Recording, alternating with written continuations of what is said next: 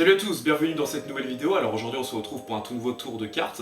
Alors aujourd'hui un petit tour très classique, connu par tous les magiciens, qu'ils soient débutants ou experts.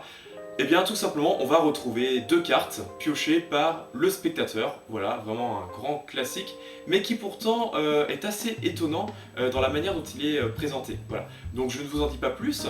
J'espère que ce petit tour vous plaira. Si jamais c'est le cas, n'oubliez pas, vous pouvez liker, commenter, partager et surtout vous abonner pour me soutenir. Et sur ce, je vous souhaite une très bonne vidéo.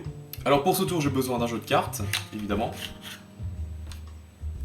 Ce jeu de cartes est normal et vous allez remarquer que dans le jeu, il y a deux cartes qui ont été retournées. Alors ces deux cartes nous intéresseront au cours du numéro, d'accord? Mais pour l'instant, on ne va pas regarder leur identité. Ce que je vais demander à mon spectateur, c'est tout simplement de couper le jeu deux fois pour qu'il choisisse deux cartes, d'accord? Donc il va commencer par couper une première fois le jeu, d'accord? Juste là par exemple, et il va mémoriser la carte sur laquelle il a coupé, ici le roi de carreau, d'accord? Le roi de carreau. J'insiste sur le fait qu'il a coupé où il le souhaitait, je ne l'ai pas du tout influencé. Et le spectateur coupe une deuxième fois pour choisir une deuxième carte. Il choisit par exemple le 2 de trèfle. Très bien. Donc, on a le roi de carreau et on a le 2 de trèfle. On va perdre ces deux cartes dans le milieu du jeu, d'accord? Donc, le roi de carreau, juste là. Et le 2 de trèfle, juste là, d'accord? On peut éventuellement couper le jeu, évidemment, pour être sûr qu'il n'y ait pas de triche. Bon. On va maintenant aller chercher dans le jeu les deux cartes que j'ai retournées au préalable, d'accord? Donc on va regarder sur quelle carte, quelle carte j'ai choisi. Donc j'avais choisi tout d'abord le 10 de cœur, d'accord? Et la deuxième carte que j'ai choisie, c'est le 7 de pique, d'accord?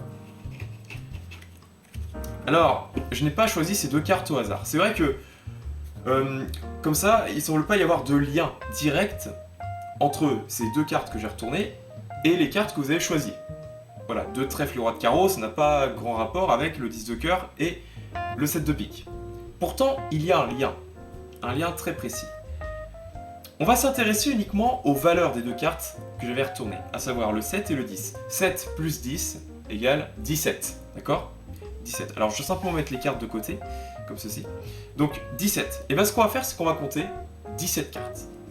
1, 2, 3, 4, 5, 6, 7, 8, 9, 10, 11, 12, 13, 14, 15, 16 et 17. Je rappelle que le spectateur a coupé le nombre de cartes qu'il voulait. D'accord? Donc ça aurait pu jouer à une carte près. S'il avait coupé un petit peu moins, il serait tombé sur une autre carte. Et pourtant, à la 17e position pile, nous avons retrouvé le roi de carreau, la première carte choisie. Assez étonnant. Donc voici le roi de carreau. Maintenant, pour le 2 de trèfle, eh bien on va faire la même chose, on va compter 17 cartes. 1, 2, 3, 4, 5, 6, 7, 8, 9, 10, 11, 12, 13, 14, 15, 16 et 17. D'accord? Et ce qui est assez étonnant, c'est qu'à la 17e position, alors que le spectateur une nouvelle fois a vraiment coupé le nombre de cartes qu'il voulait et qu'il est tombé sur n'importe quelle carte, et bien on retrouve le 2 de trèfle. Et donc j'avais réussi à prédire depuis le départ que les deux cartes choisies par les spectateurs se trouveraient en 17e position dans le jeu. Et bien évidemment, vous pouvez regarder le jeu, il n'y a aucune triche, toutes les cartes sont bel et bien différentes. Donc j'espère que ce petit tour vous a plu, n'hésitez pas à me dire ce que vous en avez pensé dans les commentaires, et je vous dis à très vite pour une prochaine vidéo.